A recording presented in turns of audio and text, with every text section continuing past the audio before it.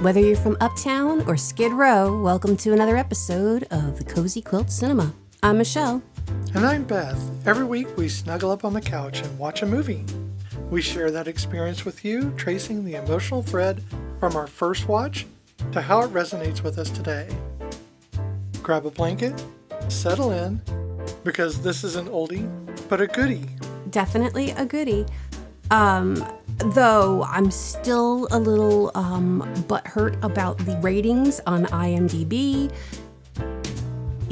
Those people who were giving it, like, they would have given it zeros if they could, but you put the effort into reviewing the movie.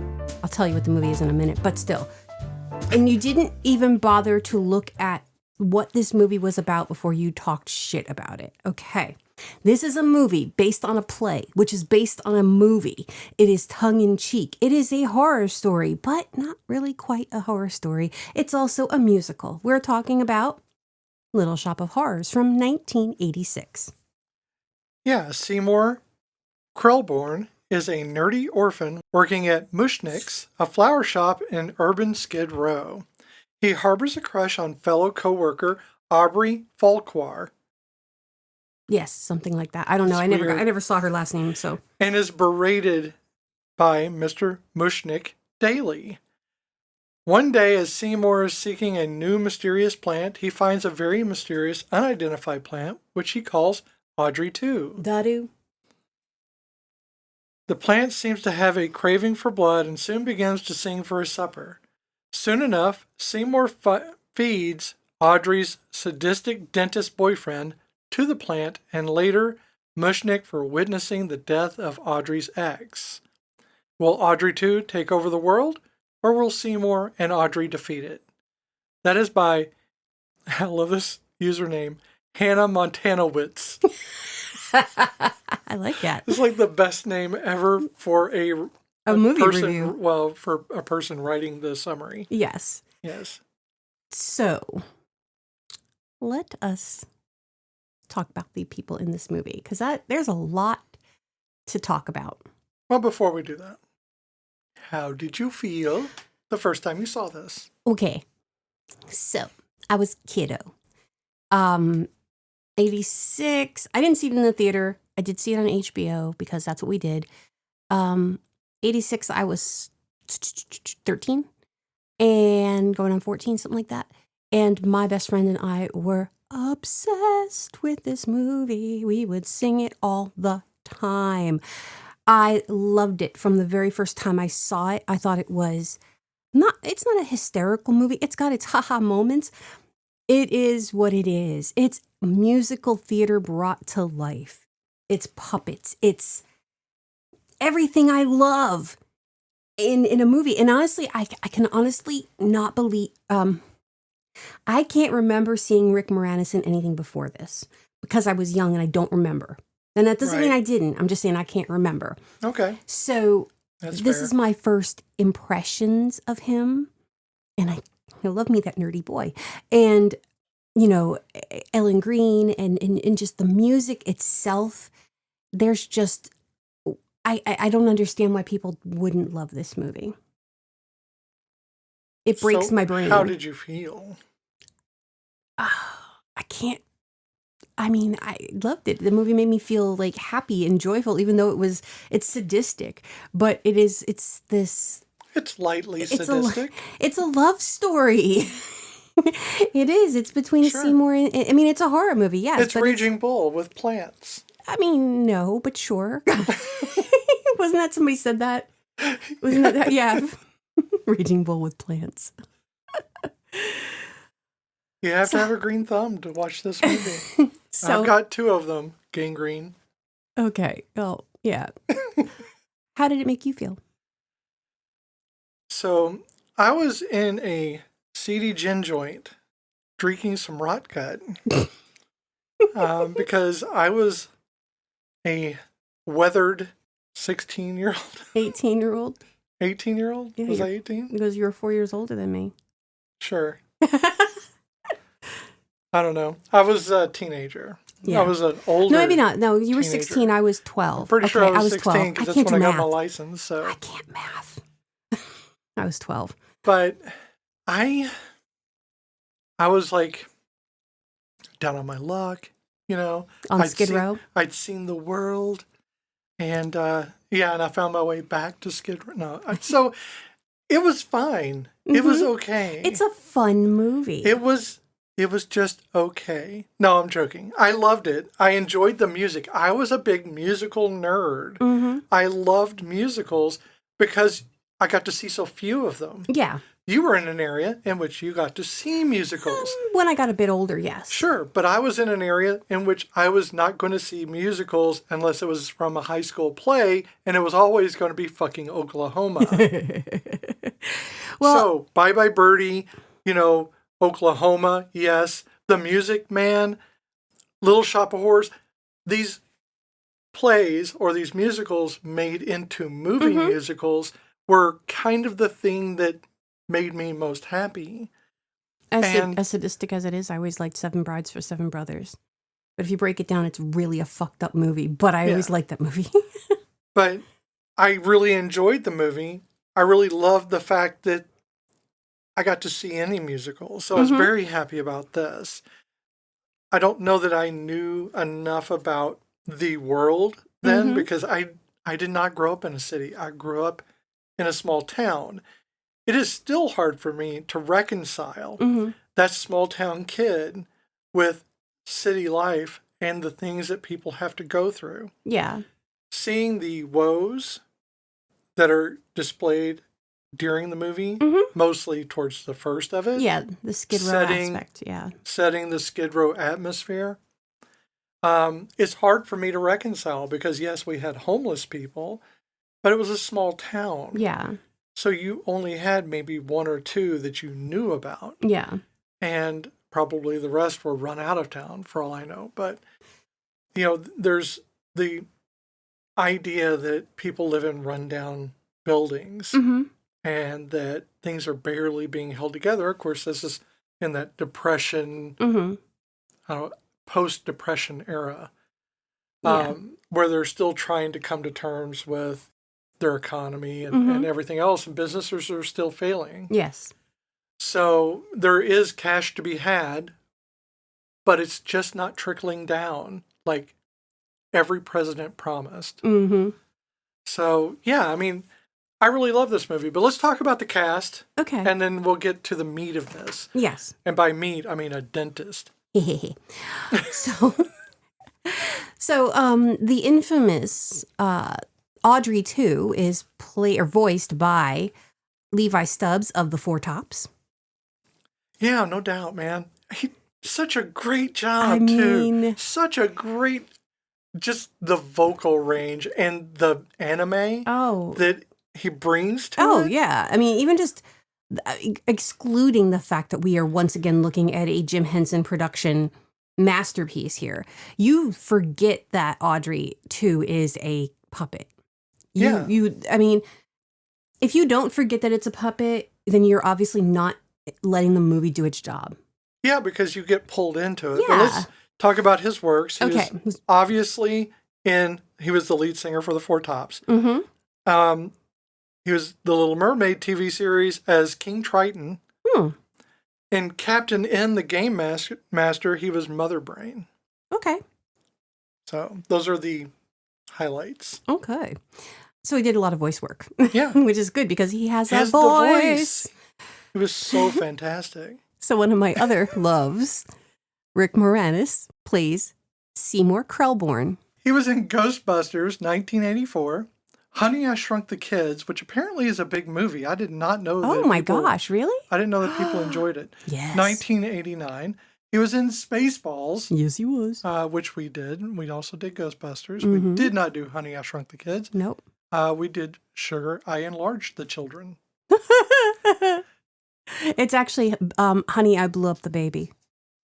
That sounds wrong. I know, but that's the sequel. The baby gets giant. But it sounds like they blew him up and killed a baby. No, I know. It's got a horrible name. Aw. Hi, baby girl. Baby cat. It's time for her. She has blessed us with her presence. Yes, and now she's ignoring us. Yes, that is what she do. All right. Who is next? Ellen Green, who plays Audrey Farquaad. full quad. Full quad. I Okay. don't know. It's weird, but that is the name that was okay. given. Yeah, see, I didn't see the name, but then I know there was a name given in the original movie. I didn't realize it passed along. Going to be one of those things. Aha. She was in the original off-Broadway Little Shop of Horrors in 1982. She originated the role. And you can tell. Mm-hmm. The Adventures of Pete and Pete Yes! from 1993 to 1996. I have no idea what that is. I love The Adventures of Pete and Pete. And she was in Pushing Daisies in 2007 to 2009. Yes. You loved Pushing Daisies. I did love Pushing Daisies. Pushing Daisies. Do you know they're trying to bring that back? Yes, I saw that. I don't know who all is going to be in it, but I wonder if she's going to return in some way. She was the aunt, wasn't she? Yeah. Yeah. I think that's just crazy. I loved that show. And I felt like it ended kind of very abruptly. Hello, child. Goodbye, child. So we have Vincent Gardenia, who believed he got the role because Frank Oz liked his last name. Little Shop of Horrors, Gardenia. It's actually pronounced Jimmy. So, because Frank Oz didn't know that, he got the job. Yes. He was Mr. Mushnick. Yes, he was. And he was in Moonstruck. From 1987. He was Cosmo. Okay, I know I make fun of that movie a lot, mainly because the outrageous, like, over-the-top acting the Nicolas Cage of it all. Nicolas Cage. My hand! But I truly love that movie. Oh, no. I love it so much because Cher... It is the quintessential beautiful Cher moment. She is at her prime. She is stunning. Oh, Cher! Okay, we need more Cher in our lives. She makes me want to be a better woman. Oh, it makes me want to get my hair permed. I want to be gayer for her. Oh, my God. And he was in Death Wish, 1974. Much like Moonstruck, it's a love story. Bang the Drum Slowly, 1973. Not a love story. Not a love story. It's about a drum being banged slowly. Oh, it was a sex movie then. Could be. He was good at the sex. Bow, he's a chicka, sex. bow, bow. He's what was it in Eurovision last week? He's sex nuts. He's sex nuts. He's gonna the elves have gone too far. The elves have always gone too far.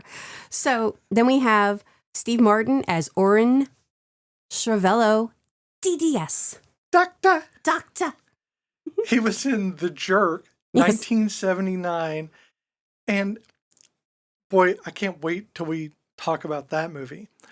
My favorite movie of his, Roxanne, 1987. I thought you were going to say My Blue Heaven, because that's also No. Rick Moranis and Steve Martin, which I have a whole thing about that in a minute. But Roxanne is my favorite movie he has ever done. I love that movie. I've seen it way too many times. My second favorite of his is My Blue Heaven with Rick Moranis, because they're both in it together. Yes.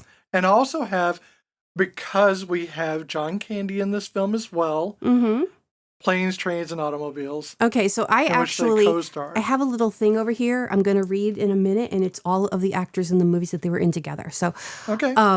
But we have the Greek chorus, which consists of, and I'm probably going to say her name wrong because of all my research, I kept looking at her name going, I got to look up how to pronounce it and then walk away from it.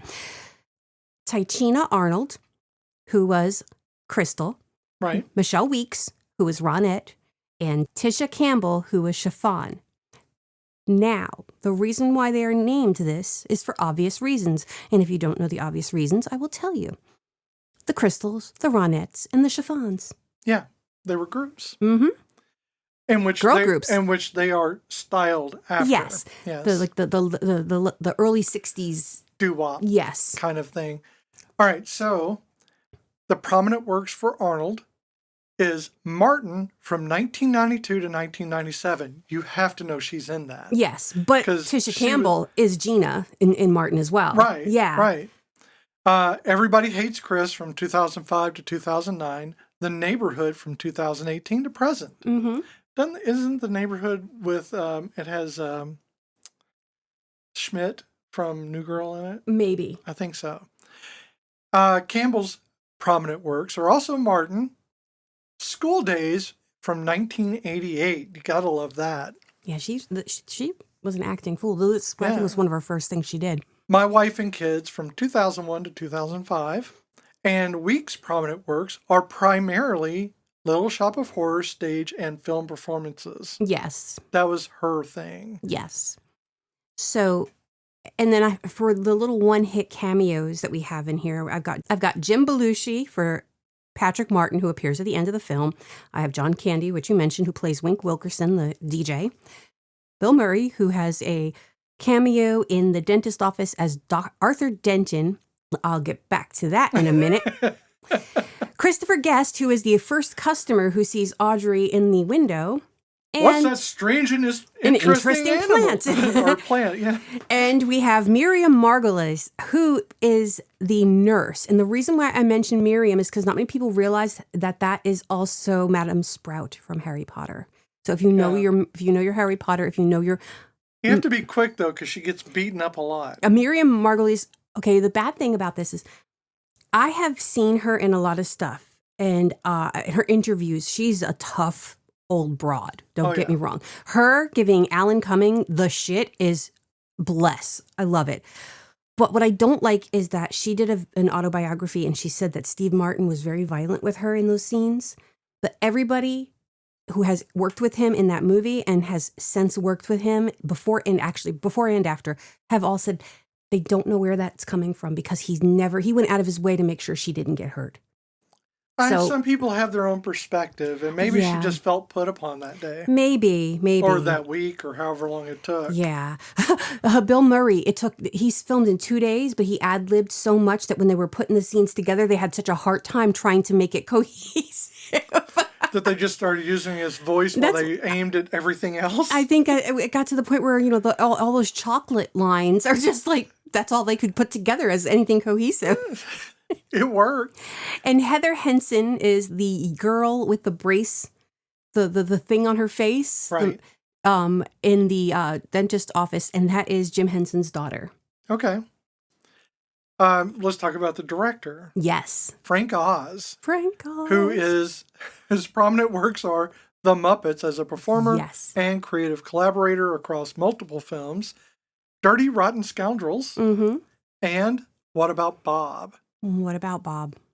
Well, I'll tell you about Bob. But it's funny because that will lead into what you're going to talk about, which is all the attachments. Oh, yes. To all of these people seem to be attached in some way. So, yes, What About Bob is with who? I was open that up for you. Oh, Irving Berlin. Yes, Irving Berlin. Bill Murray. Yes, it was Bill Murray. So, What About Bill? What about Bill? So, this is the wicked little web of interwoven parts. So, John Candy and Steve Martin were in Trains, Planes, and Automobiles. We established that, 87. I bounce around timelines. Planes, Trains, and Automobiles. I said that, Planes, Trains, and Automobiles. Oh, I thought you said Trains, Planes, and Automobiles. Nope, Planes, Trains, and Automobiles. You got to go in order. I did. Okay. Oh, don't start with me. So I am not going in linear time order because that's just not how I wrote it down. No, that would be crazy. In 1984, Bill Murray and Rick Moranis were in Ghostbusters. In 1990, Steve Martin and Rick Moranis were in My Blue Heaven. In 85, John Candy and Rick Moranis were in Brewster's Millions. And in 87, Spaceballs. John Candy and Ellen Greene in 1994 were in Wagons East. Yeah. So there's a lot of interwoven, oh my God, do these people all know each other? Yes, they do. And I think they just liked working together. I think so. But this is unfortunately the only time that Bill Murray and Steve Martin worked together. They've never done a movie since together. I think I can see that. Mm-hmm. Bill Murray is so off the book. Oh, yeah. And Steve Martin may seem off the book, but he is very aligned with what he does. He's very, everything has to be in its place. Yes. He's very intent on what he's doing. And I think if he was to do improv, it would definitely be something that he has discussed ahead of time. Right. He's a planner. Yeah. Yeah. He doesn't do off the cuff without practicing that off the cuff. Exactly. And that's just the style that he has. However, this is the second movie in 1 year. In 1986, Steve Martin appeared in 2 movies that had singing plants. Do you know what the other movie was? I'm trying to think of what it might be. 86? Steve Martin. Three Amigos. The Singing The Bush. Singing Bush. I didn't really count that, but yes. I know, it was just in the trivia stuff. I have so many notes. So, like, they wanted Eddie Murphy originally to play Audrey too. I'm glad I can almost hear it, but he would never have been able to hit those notes. No. I mean, he's a good singer. But he really is. is. Levi Stubbs. Okay. I think Levi gave it that character that it needed. So while there were a lot of... I think he just would have been Donkey. I hate that, but yes, it's true. Now, while a lot of actors were, they played with the idea of having them playing Orphan Shrivello, Tim Curry was one of them. And I can see that. Okay. I can actually see that one happening. That would have been a fun thing to have. Yeah. So before we go into, because I have so many different little notes here. Like, I'll get to it in a minute. But okay. I'm like, I don't even know where to start. You know, like you've got all these different things to go and directions to go in. But my clue from last week for this movie was the dental equipment that was used with one actor reappears in another movie later on. Okay. So the dental equipment that is used in the scene with Bill Murray reappears in Batman when the Joker is getting his face worked on. That's right. The Joker, played by Jack Nicholson. Jack Nicholson, who originally played the role with a different name that Bill Murray played, the masochist. So right. Bill Murray's masochistic character is Arthur Denton. In the original 1960 movie, the black and white version, which is not a musical, folks, Jack Nicholson plays Wilberforce. Right. So that's crazy. Isn't that neat? I thought that was a great little bring it back around town kind of thing, really you know? Somebody planned that one out. I mean, you'd think, or something. Yeah, there's a lot of weird little. So the studio that this was all filmed in was actually filmed in. It's called England's Pinewood Studio. At the time, it was the largest. Sure. Studio, and this was actually filmed in the 007 stage. And the song when they're doing Suddenly Seymour, it was such a big area, they didn't put the heat on. So when they were singing, they would have plumes of condensation coming out of their mouths. So to prevent that, they made them suck on ice cubes in between scenes. No. But as my clue from last week was that this actually, it topped at $25 million was invested in this movie. And it beat out Aliens, which came out the same year. And I believe that was 18 million. But here's the fun thing. They were both being filmed in the same studio. So Aliens was actually like right next door. James Remar, I think I'm saying his name right. He is in Aliens. And his prop gun actually had real ammo in it. And he shot it off and it put a hole through the Little Shop of Horrors set. Nobody got hurt. But yes. The old days. The old days. Not too old because looking at you, Rust. The movie that could have made Jensen Ackles like amazingly huge outside of TV. And people died. People. I mean, I'm not saying. No. I'm just saying. People died. Well, somebody died. I mean, I'm not saying that it was his fault or anybody's fault. Well, we know what happened, but regardless. Okay. So Little Shop of Horrors is one of those really deceptive movies. Oh, definitely. It makes you think it's one thing when it's actually something else.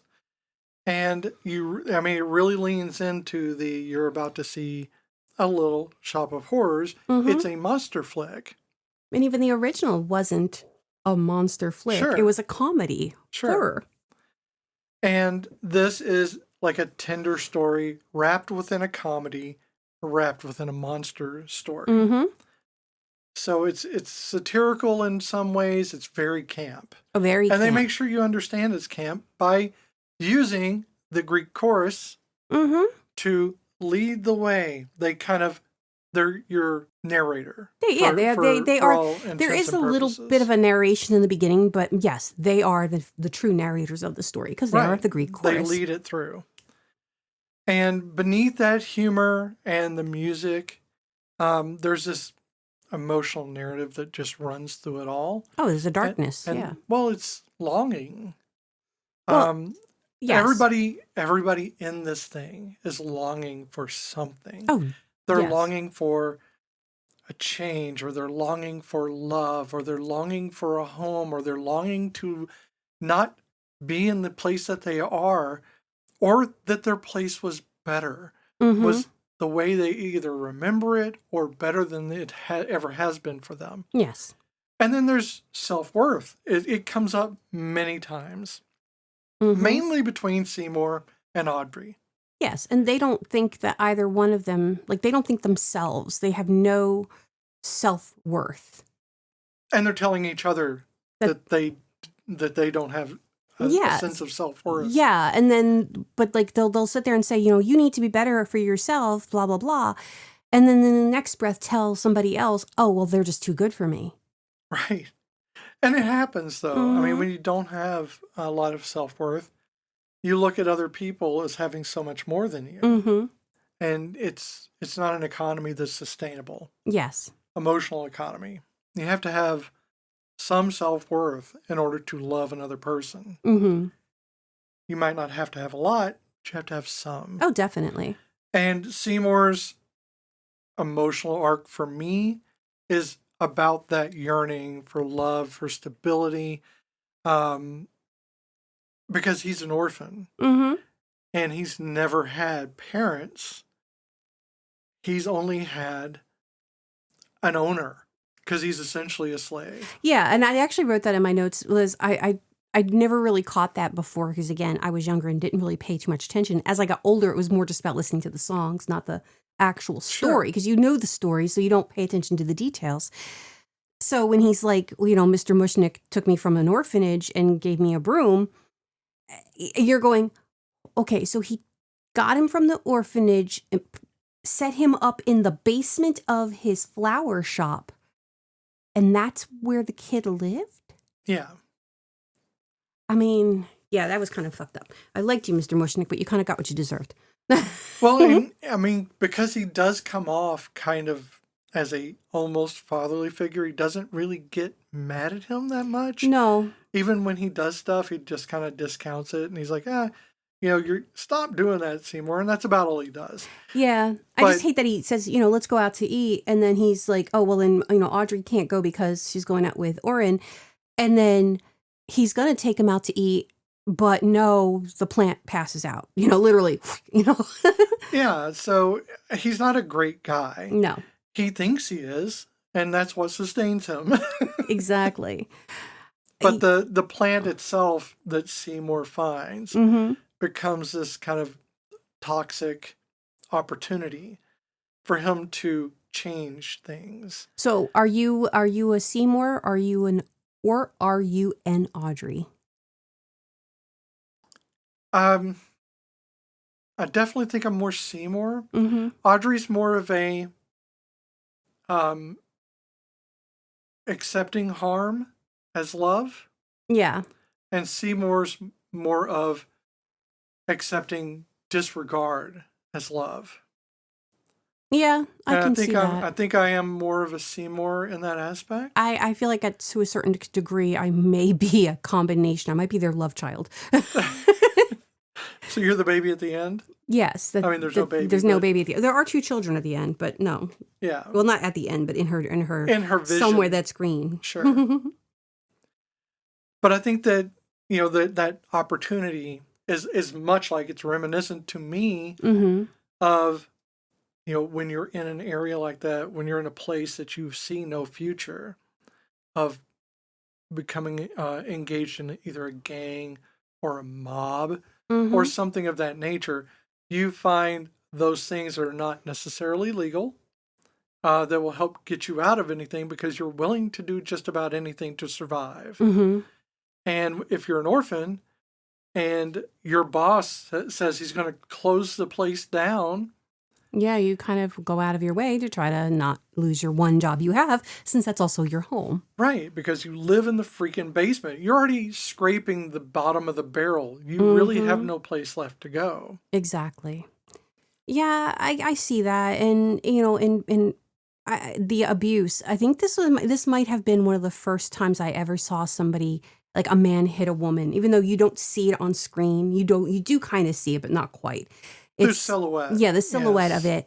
And I think that was the first time I had ever like seen that, and I've never even seen that in reality. So that kind of fucked with me a little bit. And I think I also kind of pushed that out of my head after that. So when it happened, when we were watching it, I literally wrote abuse. I forgot how abused she was. Like, I remember she had the black eye. I remember she had her arm in the sling. But I didn't, it's like things that you have accepted as part of the story. But when you really think about how abusive Orrin is with her, he is such a sadist. And it's like, I mean, I guess you have to be a dentist. No. Well, I think it depends on how you grew up or how your familial situation was. When I saw it as a kid, it was very stark. It took center role for me. That Steve Martin's character was a lot like my dad. Yeah. And except Steve Martin did it with an open hand. My dad did not. Yeah. And I'm not trying to badmouth my dad. He's dead. There's nothing to be done with that. No. But it's always in my head. Yeah. I never outgrew that because it's always been there. Yeah. The abuse that women go through, that my mother went through, and me as a child went through, and then having to try to protect a grown woman when I'm little from being beaten. And I'm not going to go down a road here, but I understand her outlook. Yes. That she keeps going back to him, and it seems foolish, but for her, it's survival. Yes. She's not living with someone, she's surviving the relationship. Oh, yes. Because she knows that if she leaves him, it's going to get worse. And again, she's living in this quote, I mean, it's not even a quote, it's Skid Row, literally Skid Row. It is the bad part of town. It is where the poor people are, where the dregs of society, you know, the way the song goes, it's basically where the shit kind of gets, when the rain comes and washes all the shit away, that's where it all settles. Yeah. Well, like I said, you have Sesame Street and then it flows into Skid Row. So everything that's clean about Sesame Street is now in Skid Row. But you see this, and you see her, and you have to acknowledge that this is all she knows. And it's not to justify his behavior, it's to justify her acceptance of his behavior. And anybody who has ever been abused, I can luckily say that I have never been physically abused like that, but I understand the fear of leaving can be just as deadly. Absolutely. And so, especially when you have nowhere to go. Yeah, I mean, that's very true. When your options are nothing. Even if you don't, I mean, you may have options, you just don't know what those options are. Or you just cannot, you can't wrap your brain around how those options work for you. They only work for other people. They don't work for you. I mean, you could literally just walk away, but then you're walking into an unknown. Exactly. Which can be scarier than the painful known. Exactly. So, poor Audrey, she's dealing with the shit, but she is a florist and she knows her business, I guess. She seems to be pretty... You can definitely tell she's a stage actress. Yes. Because her stage mannerisms reflect. Yes. Everyone else is acting. Very much acting for a movie. Mm-hmm. She is acting for the stage. Yes. So her hands move. They're exaggerated. everything is slightly exaggerated so that you can see it from the back. That is something I had. So, I grew up watching TV and movies. So when I started doing theater for the first time, I remember it wasn't my first play, but it was my first play that I had a major part of. And I played Calpurnia in Shakespeare's Caesar. And I am up on this balcony and I am talking about the portents and I am trying to convince Caesar to stay with me. And my director goes, "What the hell are you doing up there?" And I'm like, "I am emoting." I don't know what else.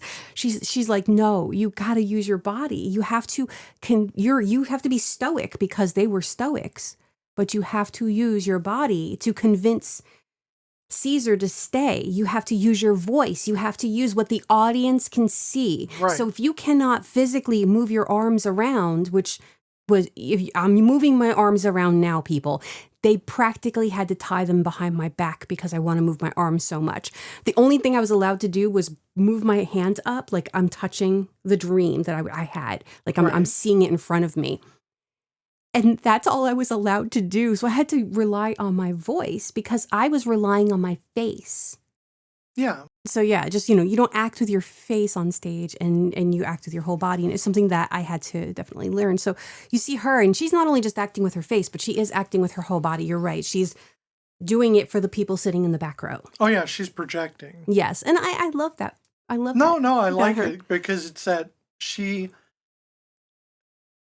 everybody else is there. Mm-hmm. They're doing their thing, but she is projecting grace. And she is one of those people, like, I'm not saying that the others weren't doing this, but you notice it with her in movies. And this is the beauty of being an actor. When actors do these things, it just makes me so warm and happy inside. It's when there's a scene going on and they're doing something not related to the scene. Yeah. They're talking to somebody, something is going on, and they're, cleaning up or making food, or they're just doing something or they're just walking through and they see something while they're talking to this person and they just fuss with it like you would, like anybody would. Right. And I really appreciate that because, again, that's something that was shown to me in theater. I don't want to keep talking about what she's doing the whole time, but I do want to point out something else I like is in musicals, this is the thing I noticed because I've watched a lot of musicals made into movies. The thing about musicals and the thing about movies that are made as musicals, there's a difference. You can see them singing in a musical. In movies, they're syncing to it. They're miming the words. She is not. You can tell she's all out singing when she sings. Yes. Also, in the beginning of the Skid Row song, there's a woman, and I didn't write her name down. I wish I had. And her last name is Redding. And I reread this after I said it to you because it was wrong what I said. So they believed that Michelle Weeks actually sang that part and that she just lip synced. But she sang it live on the set. Right. And that was the last performance that she had before she passed away in 1991. Oh, okay. That was the last thing she did. But that was her voice. That was her singing. And a lot of people didn't believe it, but it really was. Yeah, so you can tell when someone's actually singing or when they're just lip syncing. And I really appreciated that she put out that effort. I don't think she knew another way to do it. I don't think so either. Because, I mean, if you are a theater child, basically, you had to the part of the acting in musicals is the singing. So when you have to lip sync something, it just feels false. Well, this was hers. No, and you can tell. I mean, this is she originated the role on stage, and not in the original movie, but on the stage production. Which would have been weird because there's no singing. Now there are songs that don't appear in the movie that are in the play, and vice versa. I don't know the play well enough to say, and there's also an alternate ending that they did. You can find it, I think, in some of the director's cuts, even though Frank Oz kind of just didn't care about it and didn't want to be a part of it. But if you can find the DVDs with the separate ending, it was true to the original movie. I don't know about the play, but regardless, I think the play actually has the original ending from the movie too. And basically, they all die, and Audrey too takes over. Well, it was extremely dark. The ending with Audrey 2 taking over the world, but test audiences hated it. Yeah. So they did a happier theatrical ending. And I would have been pissy with that too, because I like the ending. I like them being happily ever after. I want Seymour to have a happy. Also, too, did you know that Audrey 2 indirectly influenced the Godzilla franchise? I did not. I just know that the Audrey 2's lips were modeled after Ellen Green's lips. I did not know that. And that at the end, that is not her inside because the puppet was so mechanical that those are fake legs.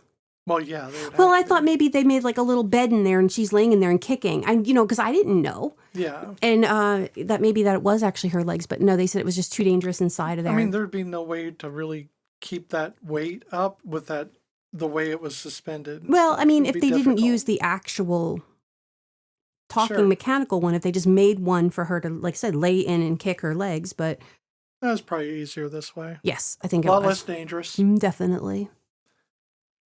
So yeah, Audrey has low self-esteem. It's a theme that everyone has here for the most part.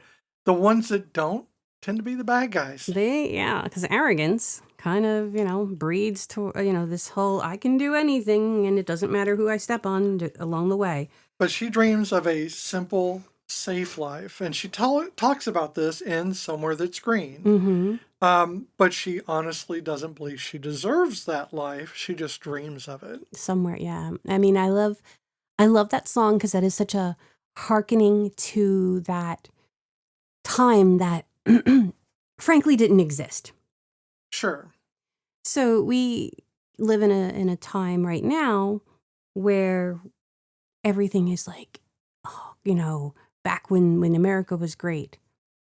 It really wasn't, because if you look at this movie, and I'm not saying this is the epitome of it all, but it is the early 60s, and you look at this timeline and this time period, the majority of it takes place in Skid Row, and they're dreaming of a world that does not exist. This commercialized capitalist world where they're in this beautiful cookie cutter house with this beautiful cut lawn that looks like AstroTurf and these beautiful manicured gardens. And she's got Tupperware and she's reading Better Homes and Gardens and she's looking like Donna Reed. And this is all TV stuff.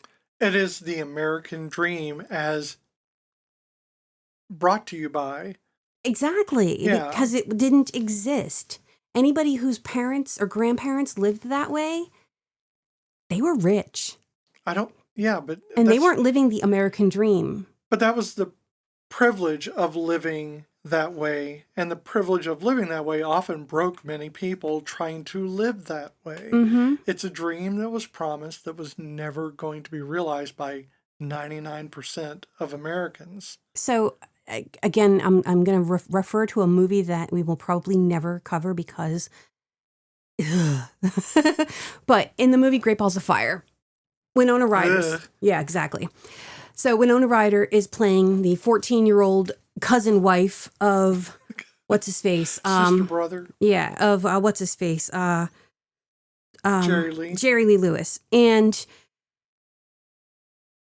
I'm not going to talk about the fact that he was, however many years her senior and again, her cousin, but she was 14 years old when they got married. And I just remember the scene in the movie with she's like getting her appliances for her kitchen and it's everything pink. Everything is pink. And she's got the pink refrigerator and the pink counters and the pink stove and the whole house is pink. And because she had money and she wanted the quote unquote magazine life, what she was seeing in those magazine ads Did she know how to cook? Did she know how to run that household? No, because she was 14 fucking years old. But that's the indoctrination of the American dream. Yes. And that's going to happen. Mm-hmm. You're told, be a patriot. Yes. Be, you're better because you're who you are. Yes. Because you look a certain way, you're better. Mm-hmm. And because you have money, Mm-hmm. whether it's yours or your husband's, because then she couldn't have anything. First of all, she wasn't of legal age to own anything. No. And also women couldn't own things. Yeah. I don't know. What was the legal age in Memphis or in Tennessee? Because, that's where they were. They were right down the road 16. from 16. Then, who knows? Yeah, I don't know what it was. 14. I know people were put off by it, There's but still not child enough. marriages today in the States. And I don't know which states, but I'm sure they're in red states. Oh, definitely. No, and I'm not saying it was legal. I'm just saying, because even if it was legal, people were still looking down upon it at the time, too. Oh, sure. It's just this fairy tale. And that is what Audrey is doing, is she's looking through these magazines and she's living this life in a city that's dark and dingy and dirty. And she's looking at these beautiful, pristine houses and all this clean appliances, and she wants that life. We all want that beautiful life to a certain degree. It's escapism for her. It's not really that she's going to get it or that she really wants it. Mm-hmm. It's an escape. It is something to dream of. Like when someone says, think of your happy place. Well, you're not thinking of the place you're normally at for the most part. Mm-hmm. Some people do. Some people are in their happy place. Mm-hmm. But a lot of people will think of a scene that has nothing to do with where they're living because it's not there. Yeah. It's always greener on the other side. Yes, which is the whole point of somewhere that's green, regardless of the fact that, yes, she's also talking about living in not a country, but a suburb where things are green as opposed to living in a city, but it is that whole grass is greener on the other side, play of words. Honestly, I've never lived in a brand new home. I've always lived in pretty old houses, and currently we live in a pretty damn old house. And I love that every room is a different color. I love that nothing really matches, and it's our eclectic taste. But every once in a while, I see these houses that are brand new, and they've got those beautiful streamlined, appliances and counters and furniture, and I'm going, there's that nice warm tingly feeling in me of the cleanliness of it. And I also go, Michelle, you know yourself, you're going to paint those walls within a couple months, and you're going to also leave doom piles everywhere. So why are you even looking at that? That's true. But it's not bad to have those dreams. Mm-hmm. It's okay to have them, especially because sometimes you just need to escape where you're at in your head for a little while. For Audrey, it is more intense. Mm-hmm. Because she's living in a very undesirable way. And True. she's essentially a captor. Mm-hmm. She's being held against her will. Yes. And she has to keep pretending she's enjoying this because what else is there for her? Yes. And so we can keep going on about this. It's very much a central theme. Oh, definitely. Of the movie. Yes. Because you have abuse on so many different levels. There's the abuse of Audrey, the abuse given, from Orphan, the abuse of Seymour, just from the slave labor aspect of it. There's the abuse of Audrey too towards Seymour when Seymour discovers that Audrey too needs blood. There's the abuse of Audrey too towards Seymour to get more food, more human parts. There is the weird twist. Orphan is such a sadist, but when he meets Arthur, the masochist, he can't deal with that. No, because he's enjoying it and he wants the pain. Yeah, he wants somebody who's gonna cringe and cry from the pain. He wants to hurt somebody, and he's met with the person who is literally getting off on the pain. Oh yeah, he does not like that. No. So there's a cost to desire, and I think it plays out in a couple of different ways in this film. In one way is very much the central aspect, which is Seymour Mm-hmm. selling off a part of his soul by helping Audrey too. Yes. Because while he does not kill him, he does some immoral things. Yes, he was gonna kill Orrin, but Orrin kind of inadvertently killed himself. He did indeed help kill Munchkin. Mushnik. Mr. Mushnik. I don't know why I keep doing that. Mushnik. Yes. He did help kill him. Yes. Although he didn't directly do it, he was still present. He didn't stop it. He didn't stop it from happening. So there is a cost there. And then there is also the other cost of desire, which is with, again, Audrey, Mm-hmm. who takes a pummeling to feel wanted. Yes. You know, that is something that she continues to endure. Yes. Way to take a fun movie and bring it all I'm down. sorry. No, I'm doing the same thing. I'm doing the same damn thing. It's just funny that, it is a fun movie. Don't get us wrong. If you've never seen it, don't take it seriously. It's a hokey, campy romp, but it is a fun movie. But there are serious themes within it. And it didn't spoil it for me, No. even though I have it foremost in my mind that there's these abuses happening. And they're not enjoyable. Mm-mm. They make me very angry. But when you're a person who has lived through abuse, you still laugh. You don't just live your entire life upset. No. That's like saying, well, because you're grieving, you should never laugh or smile. You're going to do that. We don't just live in one emotion. No one lives that way. So you're going to laugh.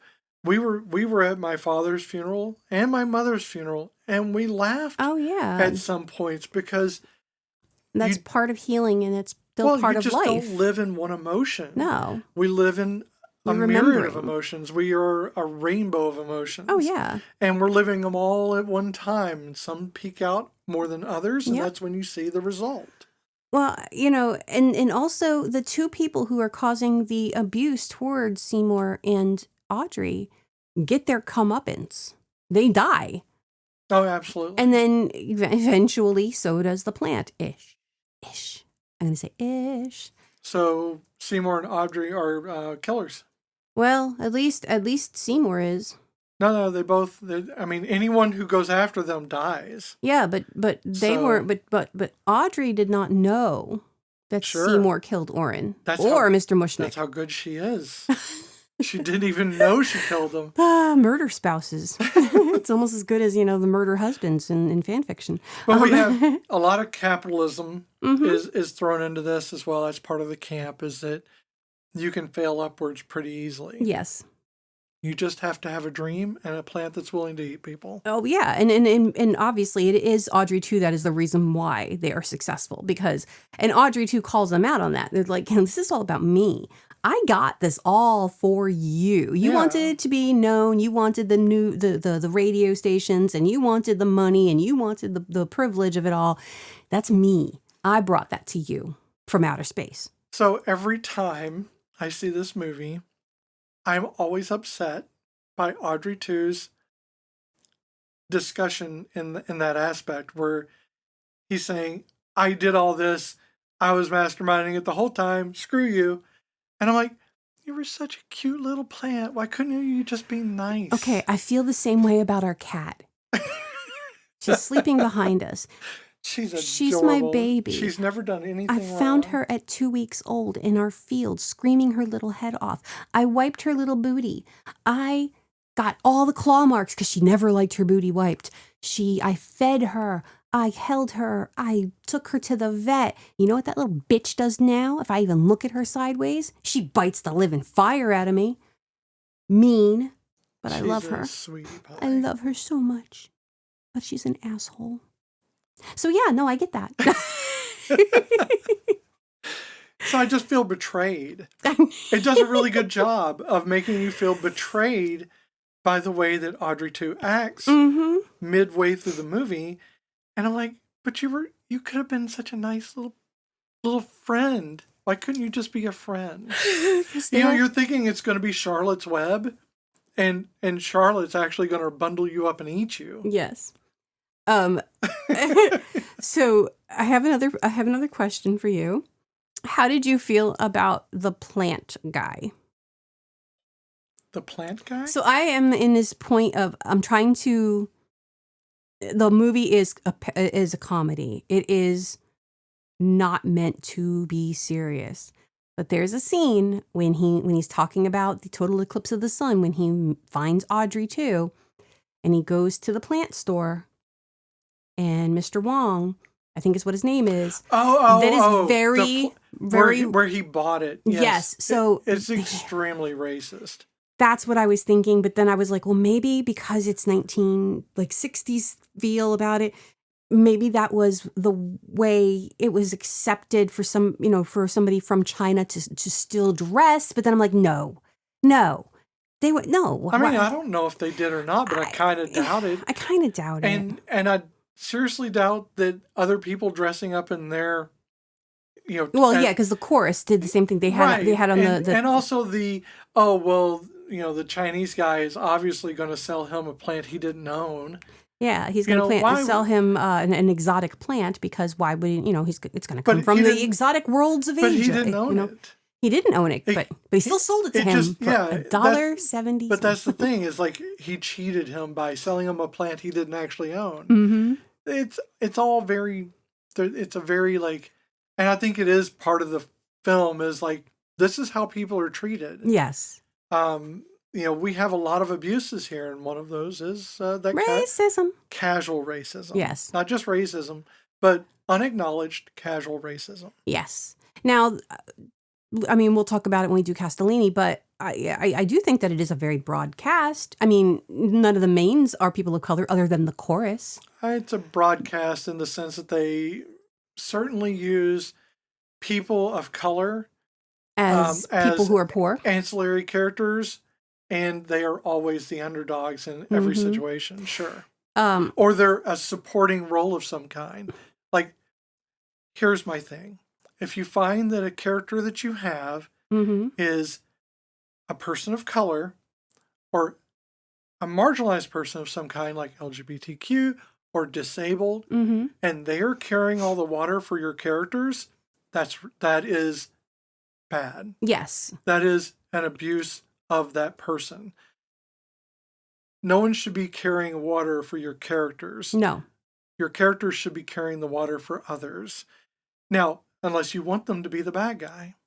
Yes, which, I mean, so Levi Stubbs playing Audrey too. You can sit there and go, well, the only black man in the main cast is actually just his voice.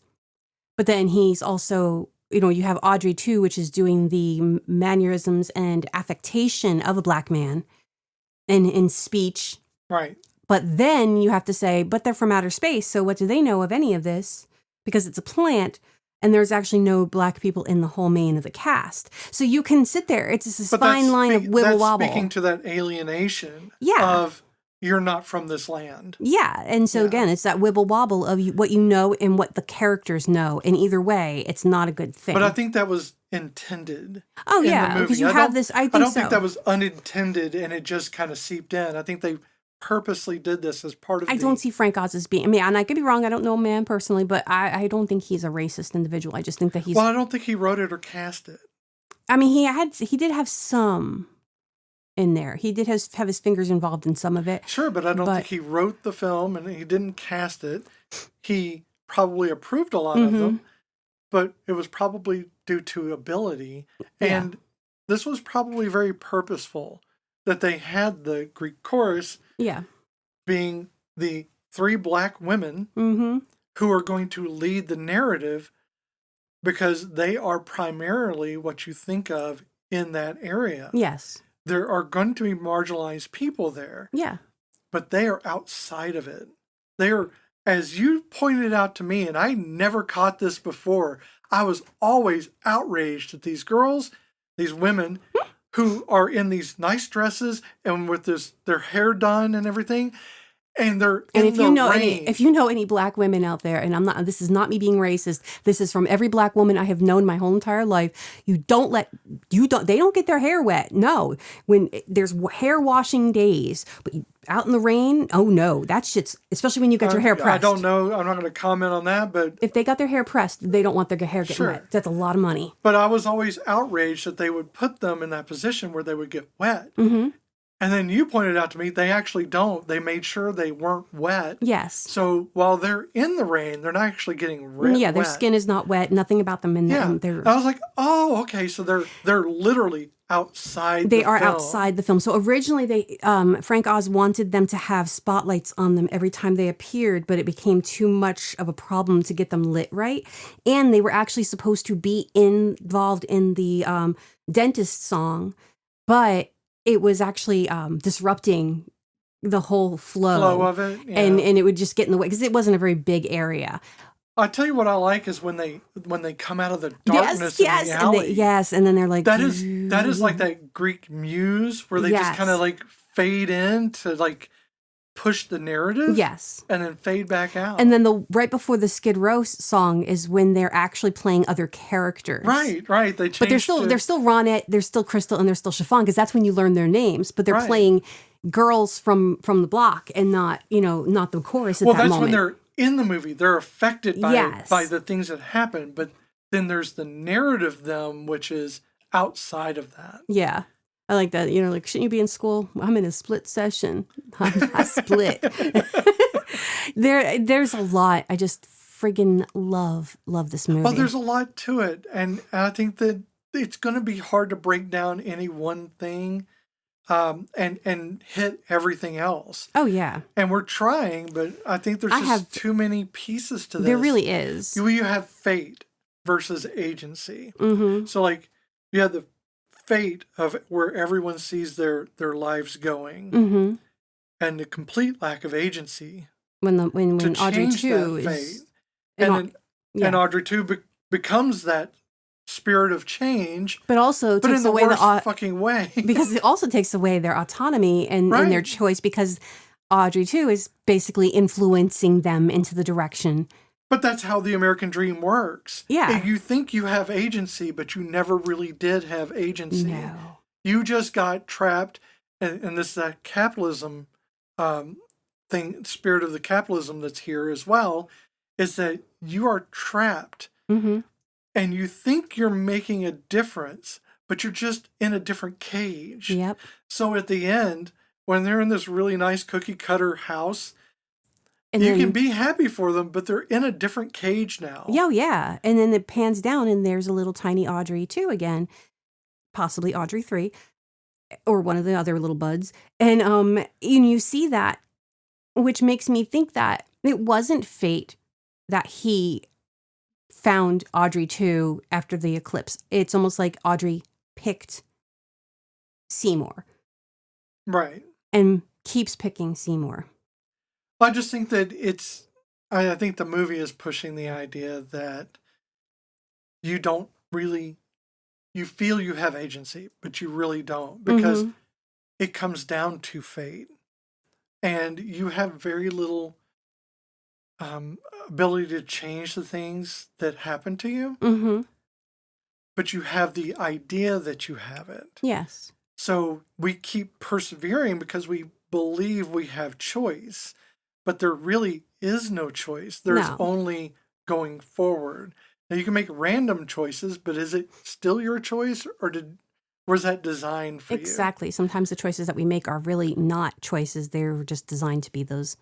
You're getting. It's kind of like what I do with my littles, because you want children to have this powerful the empowerment of making choice, but you give them two choices that you want them to do. We're either going to do this work over here, or we're going to color this picture over here. Either way, they're still learning the lesson, but they get a choice of how they're going to do it. You know? Well, yeah, but I mean, I'm in control. I think this whole theme that I know it seems like I'm pulling it out of thin air. No, you're not. But if you have a Greek chorus, you got a tragedy. You have to look at the fact that there's 3 of them. Mm-hmm. Those are the fates. Oh, yes. So it makes sense that fate And plays into this whole thing. what I also appreciate is the fact that they are 3 Black ladies. Yes, but they are all distinctly different. So Michelle Weeks is a little bit on the chunkier side. She's got a gap in her teeth. She's not the traditional beauty as the other two. You have Tachina. She's got, regular, beautiful Black features, but she is just what I picture as a, typical Black woman. And then you have Tisha Campbell, who has very, very light skin. She is, unfortunately, in a lot of cultures, kind of focused out because of her light skin. But you have 3 different models of Black women here. You have 3 different flavors, and there are multiple different flavors, but at least you get 3 different looks. So they're not cookie cutters of each other. It's once again, you're getting the 3 fates, which were 3 different women.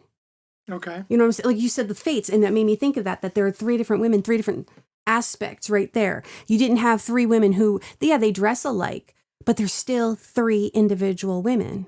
Was that a necessity for the fates? Well, the fates were always 3 different women. And, Sure. And it was the mother, the crone, the mother, It's much like the fae. You have the elder, who is the crone. You have the maiden, adult, and or the maiden, the mother. Yeah. So that when you mentioned it, that was the first thing that popped into my head was, each of these women look different, and that's kind of, they have their own flavor. Even like when their hairs never match, like either, like they'll have the same idea of a hairstyle, but they all have it done in different ways. So while they're still wearing, again, the same clothes, I don't know. It's just the same. It's just what just popped into my head was that they are slightly different. And again, it's completely irrelevant. It's just what struck me. Okay, so before we go into Castellini, because I know we are cutting it on time, but I really, really wanted to talk about the songs. So the first song, Skid Row. It's not the first song, but it is. It is in a way. It's not, but it is. You'll just have to deal with it. But no, what I'm saying is so it has this upbeat, downtown, da, da, da, and you're listening to it and you're going, it's a kind of a boppy thing.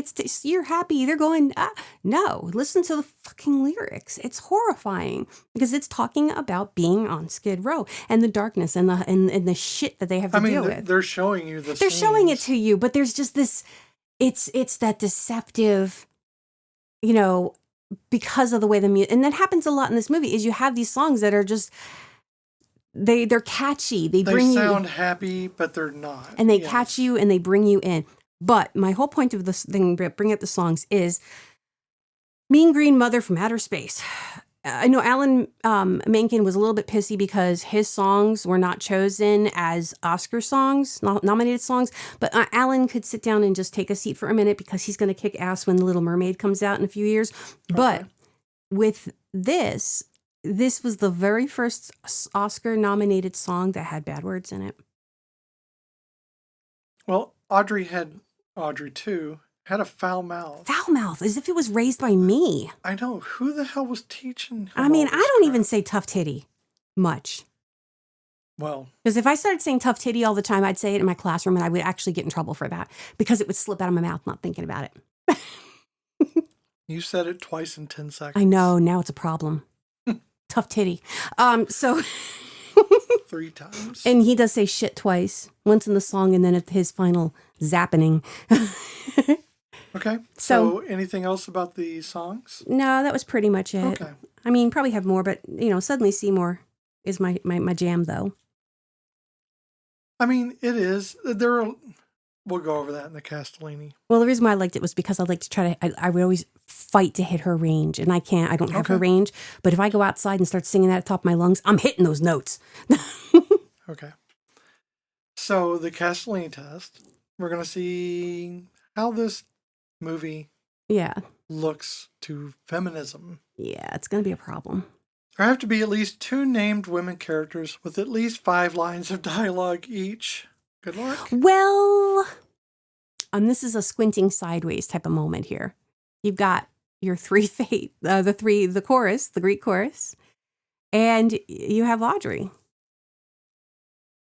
Okay, I guess we can do that. I mean, they're named, and they do have 5 lines at least.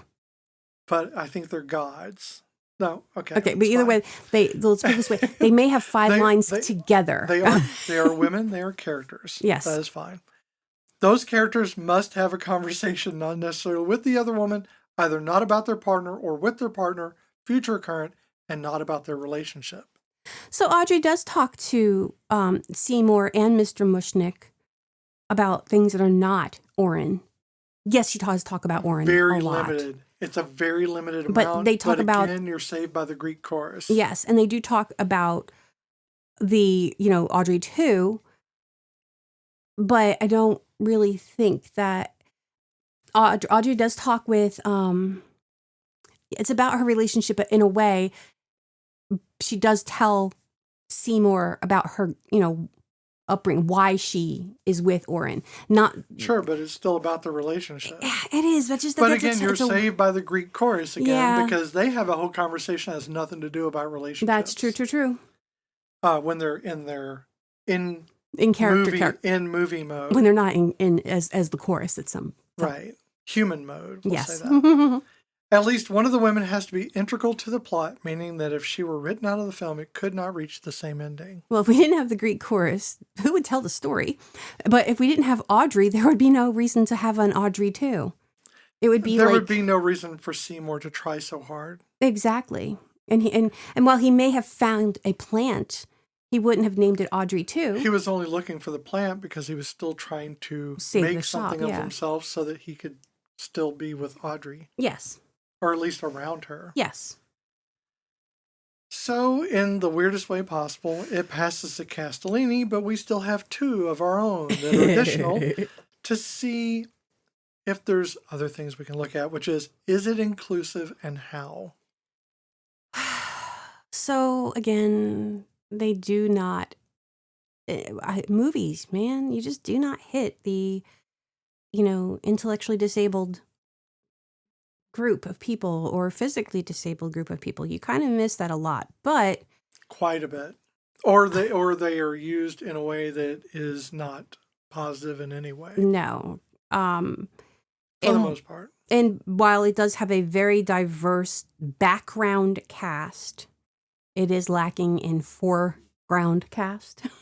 In primaries and even secondaries. The Greek chorus is very much front and center, but they also are not really a part of the film. No. They're the narrators to the film. They are still, like I said before, carrying the water of the people that are primaries. Yeah, so, I mean, we can, if we exclude Levi Stubbs and our Greek chorus, tell me what you see here. Rick Moranis, Vincent Gardenia, Jim Belushi, John Candy, Bill Murray. Decidedly white. White cis men, as far as we know.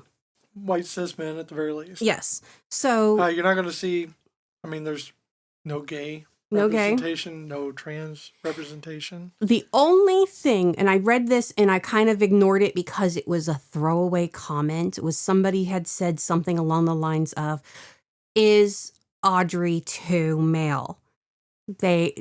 Audrey too never says male or female, and they are a plant.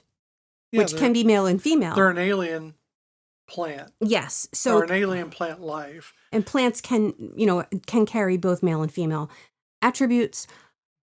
And having a female name you would have to in order to have those pods that are alive. So. And having a female name bestowed upon it does not necessarily mean that it is female, but also just because it has a male voice does not mean that it is male. So is it intersexed or is it transgender? So that was like a throwaway thing. It's not transgender because no one gave it a gender to begin with. Yes. No. Well, in a way, Seymour did by naming it Audrey too. Well, it's just a and name, with the assumption of, though he does say little guy at one point, he still refers to her or to the plant as Audrey too, which is feminine name bestowed upon, and decidedly saying. But it's much like giving a car a feminine name. It's not a female car. You just gave it a feminine name because it made you feel better. Okay, my car is a girl. Pearl, she is what she is. Okay, I love her. Yeah. So it is not inclusive. No, it's not. But for that the was most just part, it is not. Little side thing I had read, and I just didn't take it very serious. How does it rate when put against Tremors? Ooh. Well, she ain't no Tremors, but see, this is where I have an issue because this is such a good movie, and it's so hard to do it on the Tremors scale because it's kind of like its own category because it's a musical, which oh God, like I couldn't. I see. We weren't doing the scale when we did Chicago. So We aren't really doing a scale now. No, we're not but really. We'll do random things like 2 thumbs up and then 5 stars. And yeah, true. So I'm gonna. How many doorbells? I don't know. We're just giving it random things. There's no real scale. Just how does it rate? So do you think it's equivalent? Do you think it's getting there? Do you think it's not anywhere close and it's not going to ever reach Tremors? So if it had a more diverse cast, I would say it is Tremors level. But because it does not have a diverse cast of mains and showing people who are disabled in some way, shape, or form, it does have age, though. It does have a lot of elderly people in it because they are the people of Skid Row. So you've got, all sorts of people that way.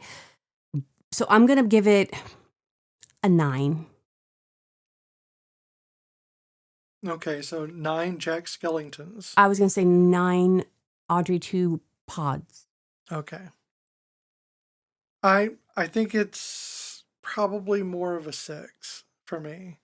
Not because it's not a good movie. I enjoy it.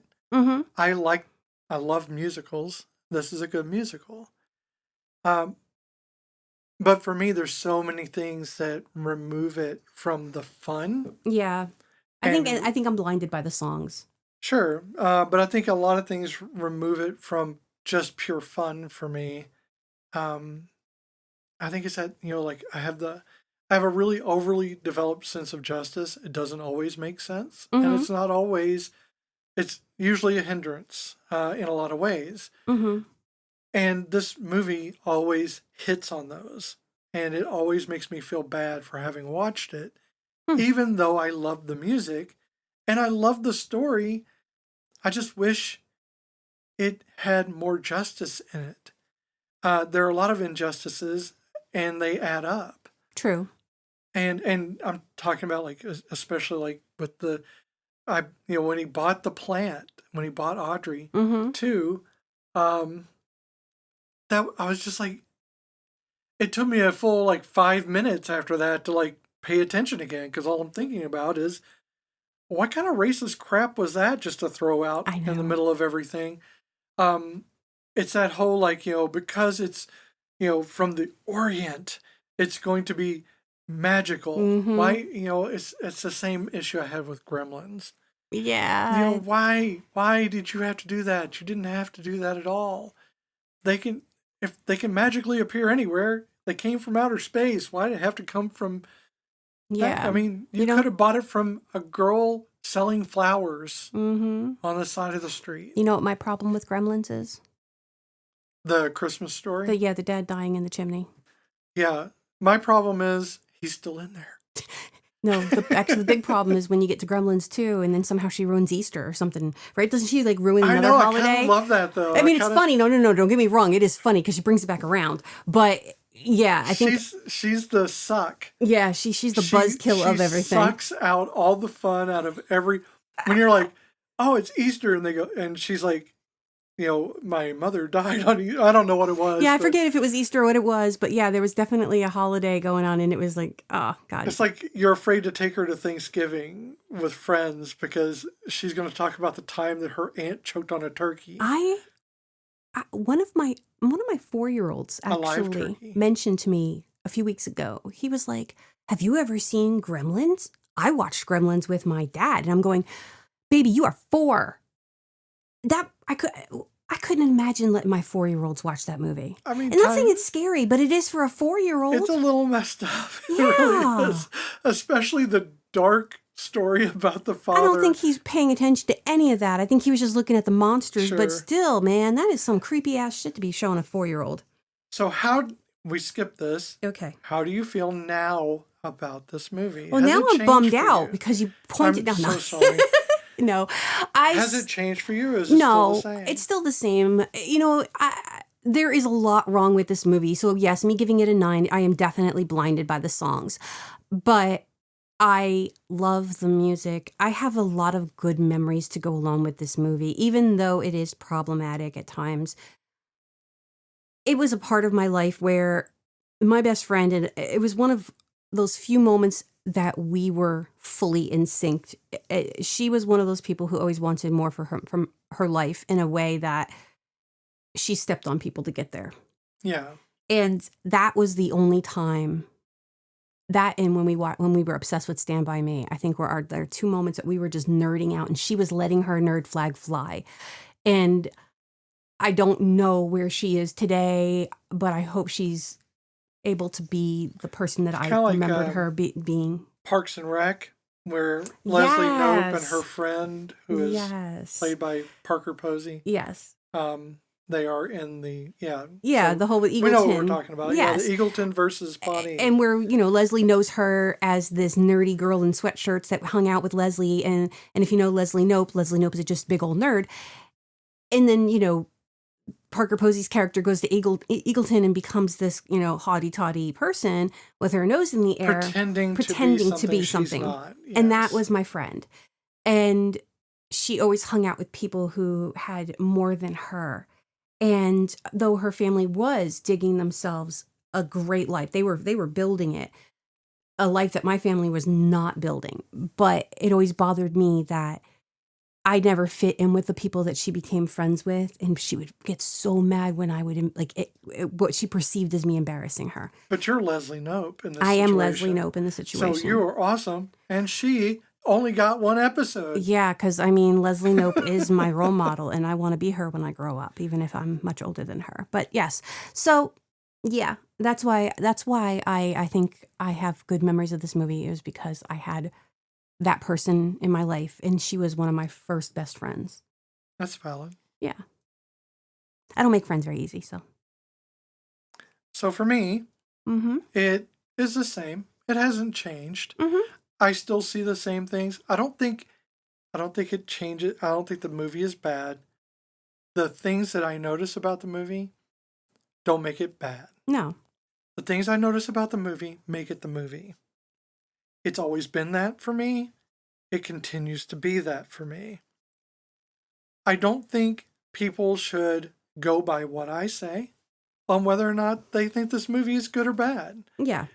My sense of justice, or my sense of what is right, is not the same as everyone else's.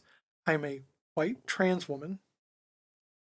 I have my own outlook on these things. Everyone else has their own outlook. I may be outraged about something in it that has nothing to do with me. I am not a black woman. I'm not a black cis woman. I do not have their perspective. They may love this film, and my outrage seems silly to them. Maybe. Maybe to people who are, people of color, specifically, someone, like a Chinese person, which, we're talking about someone from Chinatown, is that Chinatown where he found the flower? I think that's where he said it. Yeah. So they may think I'm being silly, and that's fine. Yeah. I'm not saying you should feel one way or the other. No. And I'm not saying that this ruins it, the movie for me. It is something I notice. It is not something I ignore because it's inconvenient. Yeah, and for me, it's picking it out where I didn't see it when I was younger. I thought it, it's what it was. Because compared to other movies that are completely white, even the background characters, this was more of a snapshot of the New York that I lived in than anything else I had seen in a long time. And then you throw the songs in there, and you throw the comedy. And one of the people who was reviewing and gave it a shitty review was like, "Oh, and the acting is so bad. And why did these actors choose such odd ways of portraying these characters?" They were chosen to play these roles, knowing that they could pull them off. These roles, yeah. Steve Martin playing a sadistic dentist is not like Steve Martin. And him playing that abusive character, you're not going to see him play that very often. Bill Murray playing a masochist, well, well, you might see that again. I mean, he came back to do this because he had already made so much money off of Ghostbusters that he was retiring. He was walking away from the business, but they keep bringing him back.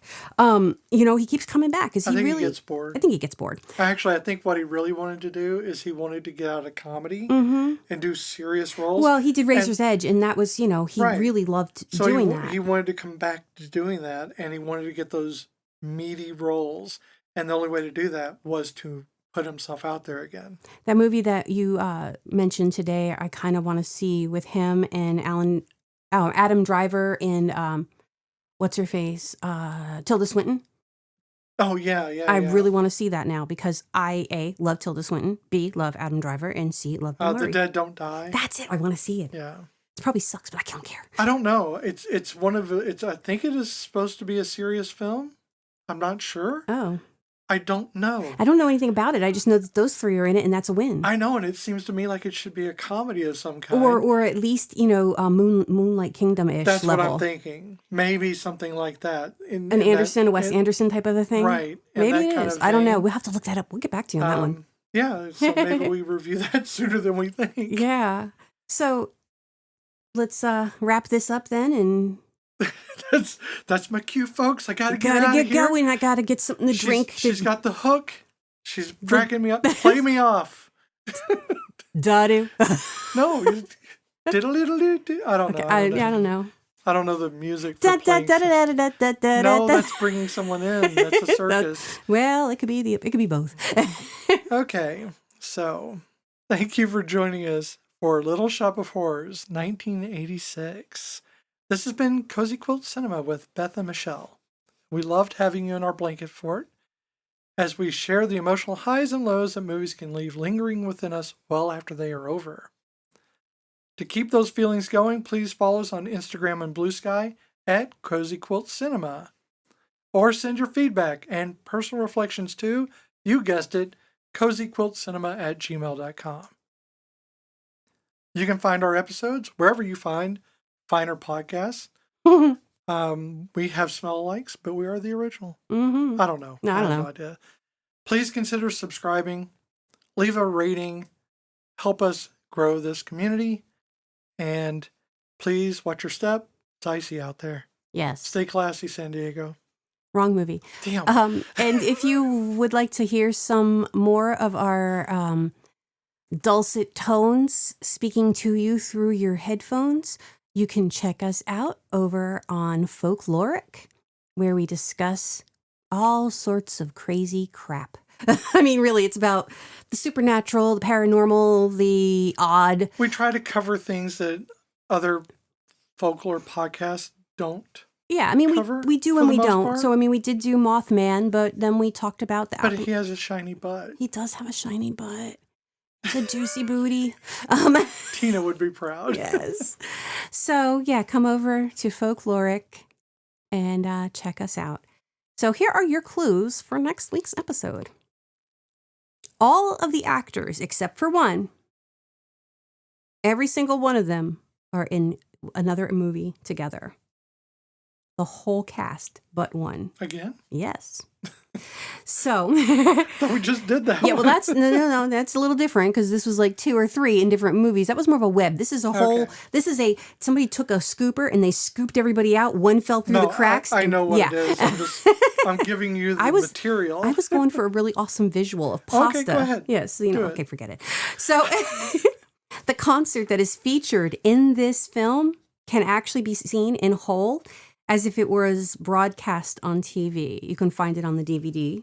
I did not know that. Yes. That's actually cool. Arlo Guthrie and other folk singers, and this might be the one that gives it all away, but it's okay because nobody ever guesses anyway. And if I totally want to, I've got to go get that now. I've got to download that. I did not know that existed. Yes. So in my third clue, and again, this one's going to give it away, but Arlo Guthrie and other folk singers from the 60s wanted to be in this film, but were kind of said no because it is a specific type of movie, and I'm not going to say what specific type of movie it is because that will give it away, but they were afraid that would give it too much gravitas if these actual... It may be true. Yeah. I think that's true, though. Yeah, well, it is true. I mean, they were told no. No, I think it's true that would ruin it. I think that this was done very well. Very well. It is one of many that we will be covering at some point because we love the style, we love the people. Absolutely. And these are some of my favorite. And we want to say why we're doing it, but we can't say that yet either. No, we'll talk about that next week. We just can't say it now because it'll give it away. Also, I think it deserves the wait. Oh, definitely. I think it deserves a moment to stew and for people to come to terms themselves. Oh, definitely. And then we can talk about it. Okay. That way, we talk about it with calm emotion. Yes, I am with you on that one. So, friends, folks, and family, until next time. Love you, bye. Dadu. Suddenly, Seymour. Doctor. I'm not doing that. I'm going to edit that out. I can't put Seymour in there. I just did a really bad southern Suddenly, Seymour. is standing beside me. Don't need no makeup. Don't have to pretend.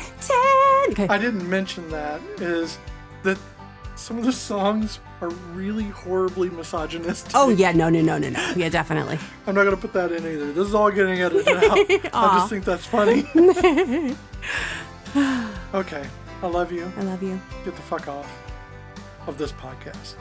We have things to do. Come here, Paul. Let's see it. She's evil. She loves you. She's evil. I'm going to leave this all in.